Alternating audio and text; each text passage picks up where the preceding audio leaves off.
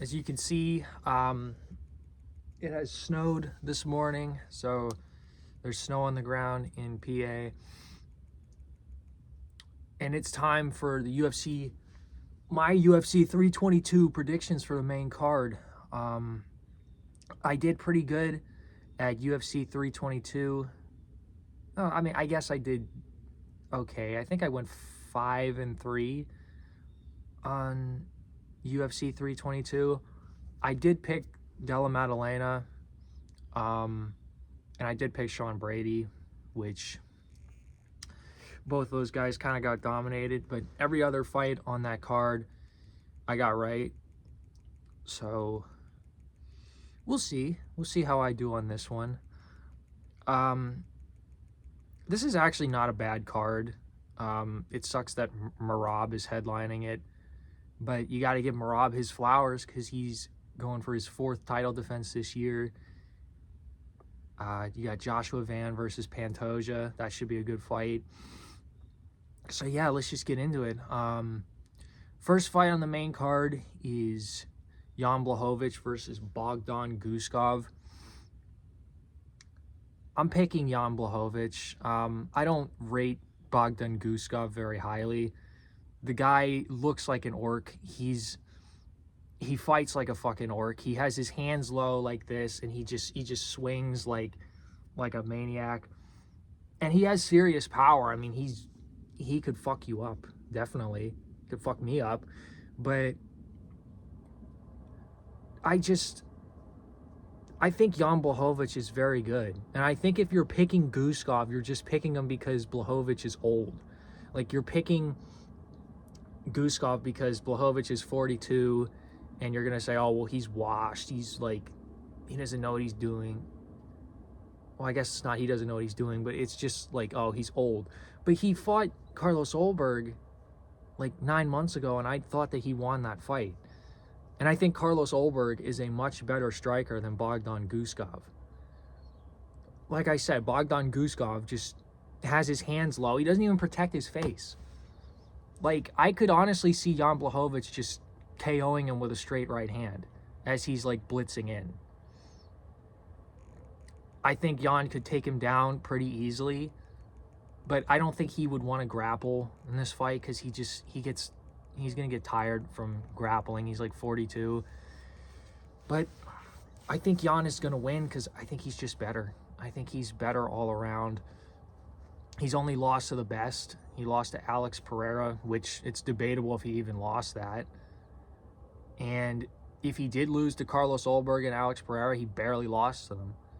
And Alex Pereira is the champ. And Ulberg is probably going to fight for the title next year. So I just think that outside of the top 5 at light heavyweight, or outside of the top 10, it's like there's really nothing there. So I got Jan. Maybe I'm wrong. Peyton Talbot versus Cejudo is the next fight. And this is the one that like kind of pissed me off, the way that people are talking online. Like, people are talking about Peyton Talbot like he's a bum because he lost to Raoni Barcelos. And like, oh, Peyton Talbot has no grappling. He has no wrestling defense. Like, first of all, he had a fight since the Barcelos fight. He fought Felipe Lima at UFC 317, and his grappling was a lot better. Like, and Barcelos is actually pretty good. He's not terrible. He's on a 4-fight win streak. You guys act like he lost to somebody that it was like his first UFC fight. Like, Barcelos is good. He's just old. And Felipe Lima, first of all, everybody, the same people that are saying, oh, Peyton Talbot's going to lose to Cejudo, they were saying he was going to lose to Felipe Lima. It was like a given fact that he was going to lose to Felipe Lima. Nobody was picking Peyton Talbot. Nobody. Like, 3 people picked Peyton Talbot to win that fight. So, and also, Henry Cejudo is like 5'4". Raoni Barcelos is 5'8". Peyton Talbot is like my height. Sure, Henry Cejudo is an Olympic gold medalist wrestler. He was a double champ. He's also 38 years old and considering retiring. He says this is his last fight in the UFC. which it's like, I get that he's retired a couple of times now, but it's over. It's done. Honestly, and he fought Song Yadong. Song Yadong was winning that fight 3-0 in my opinion. Like, it wasn't even close. Well, I don't know if it wasn't close. I'm not going to say that. Like, but I felt like Song Yadong was pretty clearly winning that fight. I think Cejudo took him down maybe once. And the shots that Song Yadong was hitting him with, if Peyton Talbot hits you with those same shots, like, you're getting knocked out. Or you're getting knocked down. It's going to be a lot more painful. So, I'm picking Peyton Talbot by KO. I think he's going to KO Henry Cejudo. I think the only reason he wouldn't KO him is because Peyton Talbot has talked about how he actually likes Henry Cejudo. Like, he has a personal relationship with him. But he says that, like, Cejudo is like a mentor to him and everything. But yeah, I got Peyton Talbot by KO. I think Henry Cejudo is getting put on TikTok. He's getting put on a TikTok edit. He's getting put on SportsCenter. Next fight, Tatsuro Taira versus Brandon Moreno. I don't really know, in all honesty. Like, Tatsuro Taira did good against Brandon Royval. Like, I wouldn't say that he got exposed in that fight, but, I mean, Royval clearly had the striking advantage. But that was like a year ago, and I think Taira was only 24. I think I'm going to pick Tatsuro Taira. I think he's just a more complete fighter than Moreno. He's younger. Moreno has very good boxing, don't get me wrong, and he could just piece up Tatsuro Taira. But I think Taira is going to be able to take him down and control him on the ground. I don't think we're going to see a finish in this fight because Moreno does have really good jiu-jitsu. But, yeah, I think Taira, his striking has to have improved since that Royval fight. If it hasn't, it's like, what have you been doing for the last year?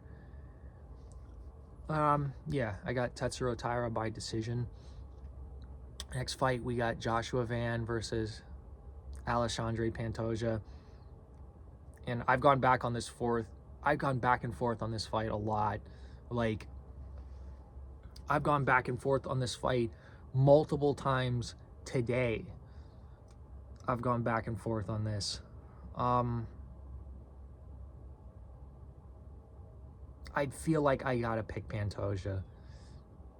I feel like it would be irresponsible for me not to. And I think Joshua Van he's really good. He's absolutely really good. But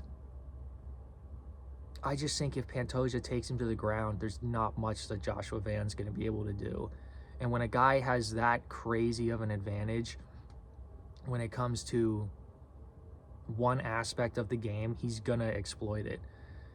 I think he's going to submit Joshua Van. I think he's going to get the rear naked choke the same way he did against Kai Kara-France and Kai Asakura. I just think that the grappling advantage is going to be so much more pronounced. I think Van is going to piece him up on the feet. I definitely do. But Pantoja has a good chin. He has good stamina. I don't think he's going to panic if he loses the first round or the first. The main thing in this fight is this fight's going to be decided by who's going forward, who's pressuring, because you have two pressure fighters. And I honestly think, like, the way that Kai Kara-France fought Pantoja, Joshua Van cannot fight like that. Kai Kara-France seemed like he was scared of Pantoja. He was scared of the takedown. He was, like, tentative to move forward or do anything. He was just looking for one big shot. And I think the way Joshua Van has to fight is he has to be moving forward. He has to be pressuring. If you get Pantoja moving backwards, it's going to be harder for him to do those blitzes and get takedowns. But I think this is going to be a scrap. I think this is going to be a dogfight. But I think Pantoja's going to submit him. I just do. I think he has a lot more experience. He's been in world championship fights. Josh Van, he's the only high-level opponent that he's beaten is, and I'm not discounting his wins. Like, I think Ray Saruya is going to age. That win's going to age good. But, Jesus, we're already at 10 minutes. He beat Royval on short notice, so he didn't have a lot of time to think about it. He didn't have a lot of time to, like, reflect and be like, oh, this guy's ranked #1 in the division. He just had to train and work. He's known that he's fighting Pantoja for a while now. And I think that once you get at the media day briefings and you get to Las Vegas and you're the co-main event of the card, it's like, that's just a lot of pressure.